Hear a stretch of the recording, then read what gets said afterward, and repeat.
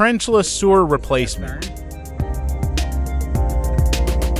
And it travels from here under the landscaping to the other side of the driveway. We're going to replace this pipe without digging a trench. The method we're going to use is trenchless pipe bursting.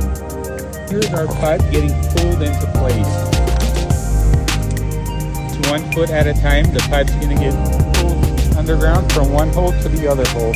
This is the preferred method of repairing sewer pipes currently. With today's technology, we're able to dig one hole here, one hole at the end of the sewer pipe, and pull a brand new pipe underground. The reason I'm saying this is because sometimes some homeowners have a 50-foot sewer pipe with 2 or 3 broken spots, and what they do is they start digging 2 or 3 individually spots and doing repairs.